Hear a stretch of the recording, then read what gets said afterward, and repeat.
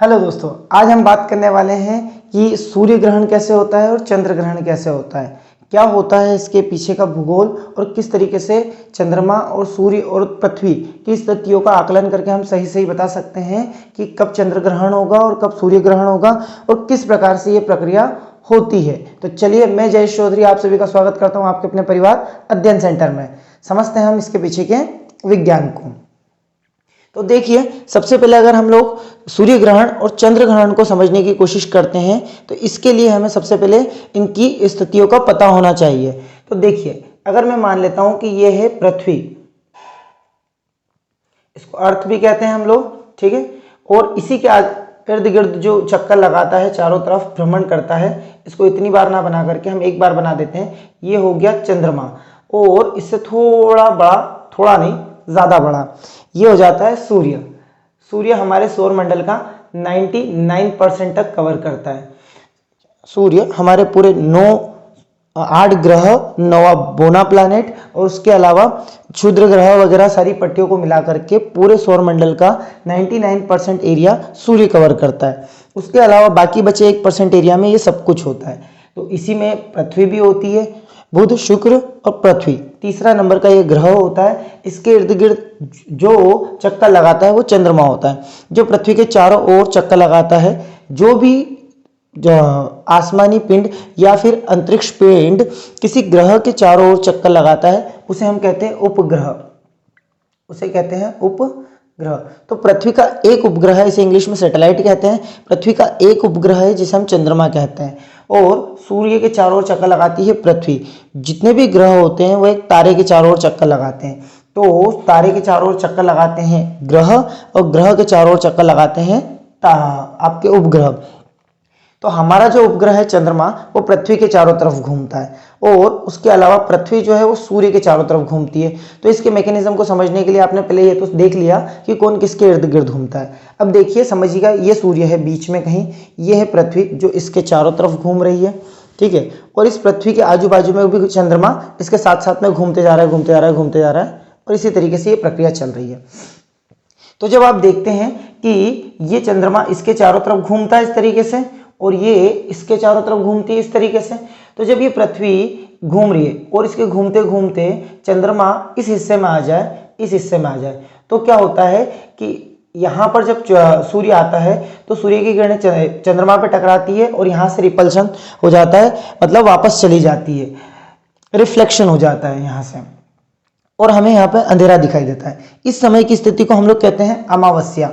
अमावस्या के दिन हमें चंद्रमा नहीं दिखाई देता है, और ये जब ये घूमते घूमते घूमते घूमते इस तरफ आता है, ये चंद्रमा जब घूम करके इस समय पे पृथ्वी भी थोड़ा आगे चली जाती है। ये स्थिति अब यहाँ कहीं बनेगी 15 दिन में, थोड़ा सा आगे बनेगी, लेकिन उस स्थिति में अगर आप देखेंगे तो चंद्रमा अब जब यहाँ आ जाता है, चंद्रमा यहाँ से यहाँ तक लगभग 15 दिन के अंदर आता है, जिसको हम लोग कृष्ण पक्ष और शुक्ल पक्ष में बांटते हैं। ये असल में 15 दिन से थोड़ा कम होता है, 14 दिन के आसपास तक होता है। तो ये 14 दिन में यहाँ से यहाँ और 14 दिन में यहाँ से यहाँ, 28 एक दिन का ये पूरा 27.5 दिन का पूरा महीना होता है, जिसको हम हिंदू कैलेंडर के हिसाब से देखते हैं। इसमें 2 पक्ष होते हैं, जो कृष्ण पक्ष होता है, उसके बाद अमावस्या आती है, और यहाँ से लेकर के जो शुक्ल पक्ष होता है उसके बाद में 15 दिन बाद पूर्णिमा आती है, और ये प्रक्रिया चलते रहती है।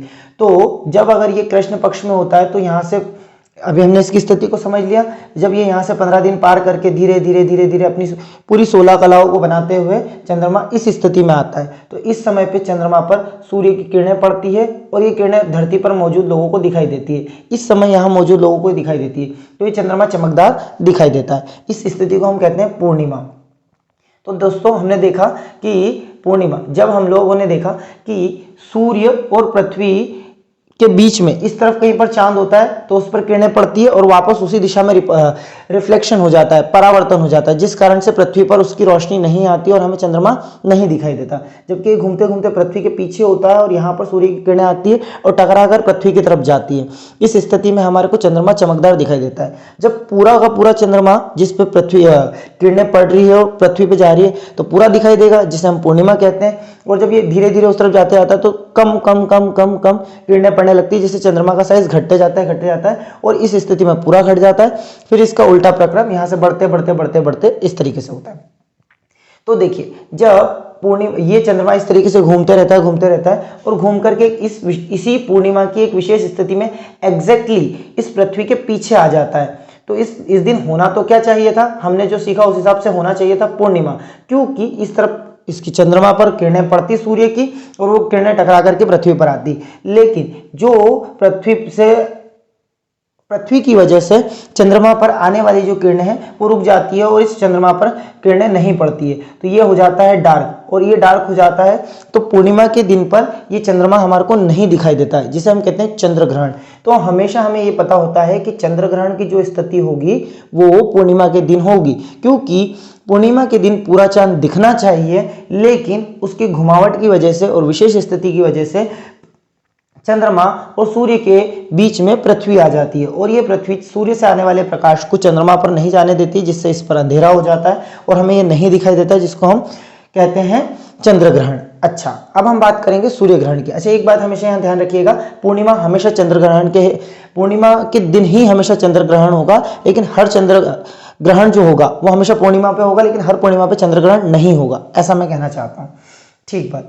आगे अगर हम देखते हैं तो जब ये इस स्थिति में होता है, ऐसे घूमते घूमते जब ये अमावस्या वाले दिन पर आता है, चंद्रमा यहाँ से अमावस्या वाले दिन पर आता है, तो इसी अमावस्या का एक विशेष केस होता है जिसके अंदर सूर्य से आने वाली जो किरणें होती है। अच्छा देखिए, जनरली क्या होता है, अगर हम ऐसा कहते हैं कि चंद्र ग्रहण के समय पे चांद और सूरज के बीच में पृथ्वी आ जाती है, तो लोग कह देते हैं कि पृथ्वी और चांद के बीच में सूरज आ जाता है, तो ऐसा नहीं होता। पृथ्वी और चांद ये दोनों बहुत पास में, सूरज दूर है, तो ये चांद जो है पृथ्वी के चारों तरफ घूमते रहता है। अब इसी के अमावस्या वाला जो केस होता है, इसमें सूर्य से आने वाली जो प्रकाश की किरणें होती है, ये चंद्रमा इस हिस्से पर पड़ने वाले सूर्य के प्रकाश को रोक लेता है, तो सूर्य के पड़ने वाले प्रकाश को रोक लेता है, तो इस हिस्से के लिए इस समय पे सूर्य ग्रहण होता है। तो सूर्य ग्रहण हमेशा अमावस्या के दिन आता है और चंद्र ग्रहण हमेशा पूर्णिमा के दिन आता है। इस बार जो दिवाली थी 2022 की, इस दिवाली पर ग्रहण था, तो ये हमेशा आपने देखा कि भैया ये कार्तिक माह की पूर्णिमा माफ कीजिएगा अमावस के अगले दिन रहा, अमावस वाले दिन पे रहा। इस समय पे क्या हुआ, ये जो सूर्य से आने वाली प्रकाश की किरणें थी वो इस चंद्रमा ने पृथ्वी पर पड़ने से रोक ली। जब इस यहाँ से टकरा कर तो वापस चली गई, लेकिन जब धरती पर नहीं पड़ी तो उस समय पे हमें यहाँ पर सामने अंधेरा अंधेरा दिखाई दिया, और इस अंधेरा अंधेरा दिखाई देने की वजह से हमने कहा कि सूरज ढक गया है और सूरज पे ग्रहण लग गया है। उम्मीद करते हैं आपको ये पूरा का पूरा टॉपिक समझ में आया होगा कि किस प्रकार से चंद्र ग्रहण होता है और किस प्रकार से सूर्य ग्रहण होता है। आप इसी तरह की और वीडियोस के लिए हमारे इस चैनल को सब्सक्राइब कर सकते हैं, और आप हमें कमेंट में टॉपिक भी बता सकते हैं कि किस तरीके से आपको वीडियो चाहिए। शुक्रिया।